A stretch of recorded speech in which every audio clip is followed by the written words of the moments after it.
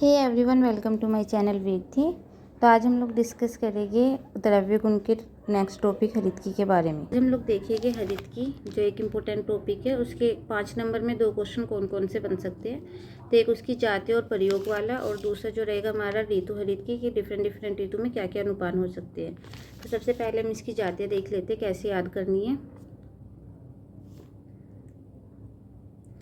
तो जो इसकी जाति हम याद करेंगे, विजय मतलब एक नाम होता है, तो विजय से विजय याद रहेगा, और एक जीवंती नाम मतलब 2 नाम है इसमें, विजय और जीवंती।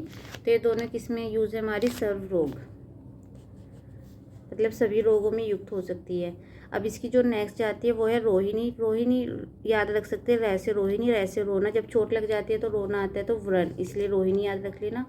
प्रलेप का अर्थ होता है मतलब एक तरीके से लेप कर देना। और तो पूतना भी हमारा ऐसे होता है कि किसी चीज़ को हम लेप कर रहे हैं, तो पैसे पूतना, पढ़ पैसे याद रख सकते हैं। अमृत क्या होता है, हमारे शुद्धि के लिए होता है, मतलब सारे पाप का शोधन कर देता है, इसलिए अमृता शोधन याद रख लेंगे।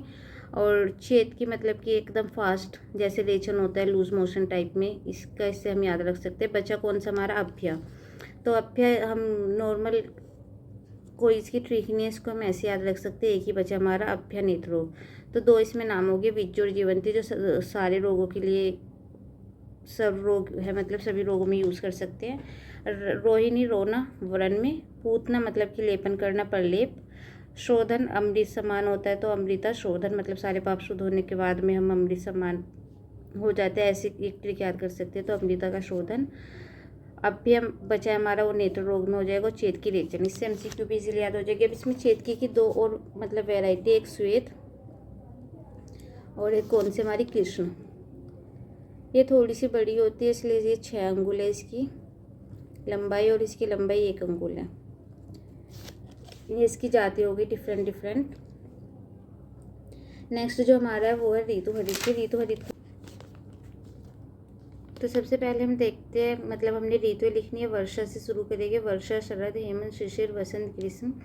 अब हमने इसमें लिखना कैसे है कि जैसे मान लो वर्षा जो अपनी होती है, वर्षा में ऐसे कोरिलेट कर सकते हैं कि जो हमारे आंसू होते हैं एक तरीके से रेन से कोरिलेट करो, थोड़े नमकीन होते हैं, तो इसमें हम अनुपान के रूप में सेंधव याद कर सकते हैं। नेक्स्ट हमारी जो है वो हम वसंत को देखेंगे। सबसे पहले वसंत में क्या होता है कि हमारा मधु है। मधु कैसे है कि जो कफ को कम करने के लिए हम मधु यूज़ करते हैं, सुबह में नींबू पानी के साथ में ऐड ऑन करके पीते हैं। और जो हमारा है ग्रीष्म में हम कैसे ग्रीष्म याद कर सकते हैं, कैसे गुड़। और आप लोगों ने देखा होगा कि जो मतलब किसान लोग होते हैं वो गर्मियों में छाछ के साथ में गुड़ लेते हैं, एक तरीके से ऐसे भी याद कर सकते हैं। अब हमारी 2 सर्दियों वाली ऋतु है, हेमंत और शिशिर। हेमंत मतलब इन दोनों में हमने कैसे कार्मिनेटिव अनुपान यूज़ किए हुए, शुंठी और पिपली, मतलब त्रिकटों में से इसमें मरीच नहीं है, शुंठी और पिपली है। तो शिशिर में पिपली कैसे याद रखेगी कि शिशिर में भी 2 मात्रा और पिपली में भी 2 मात्रा है। हेमंत में हमारा क्या है, शुंठी है।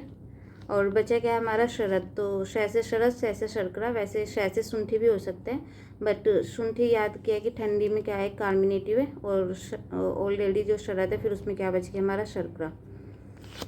Thank you and follow for more such